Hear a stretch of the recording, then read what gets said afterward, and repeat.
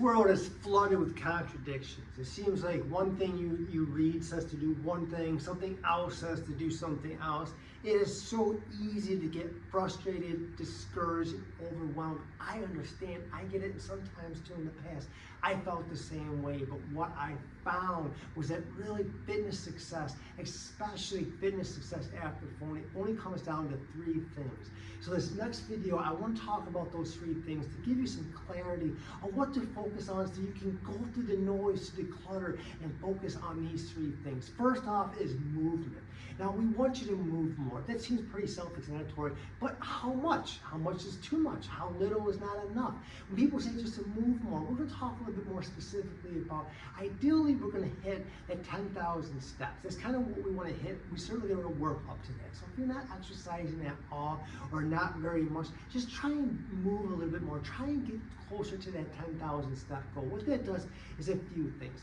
First, it just builds the endurance. Pretty self-explanatory there. It burns more calories, which is nominal at best, but more importantly, it helps strengthen the heart, helps strengthen the lungs, all super, super important things. Beyond that movement, we want you to focus on strength training. We always say strength first.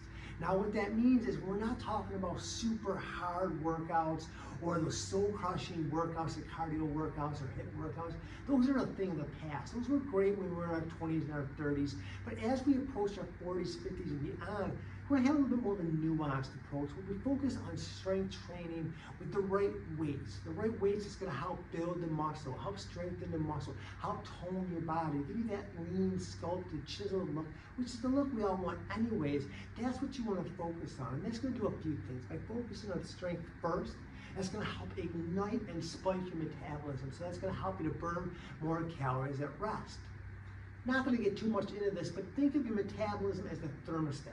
The higher the thermostat, the hotter it is. Same with metabolism. The higher your metabolism, the more calories you burn, even at rest. So we want to crank your metabolism up.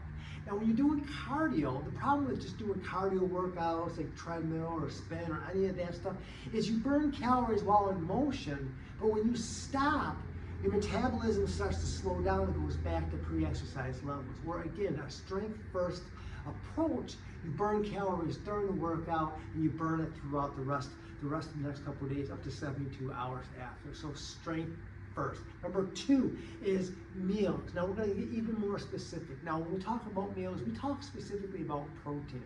Now what we're not talking about is Atkins or elimination diet or any of that nonsense, because carbs are good. Healthy carbs are good for you. We're not talking about eliminating fat, because healthy fats are good for you. What we are talking about is making sure that you're prioritizing protein at each and every meal.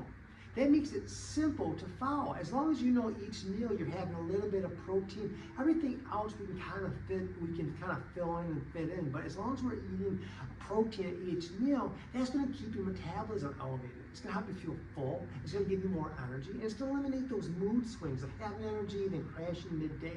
No one wants that. So that's what we're going to focus on there. And last is mindset. When we say mindset, we just mean we want you to realize that this is a long-term solution. That's, that the lose weight fast and all the challenges and all those gimmicks, again, that used to work in our 20s and 30s, that kind of is in the past. And now let's kind of take more of a bigger picture and realize that we have to have the mindset that, okay, this is going to be a lifestyle thing, and if I can do this and make it as easy as possible, but sustainable, that's what we want. Let's get the results and keep the results.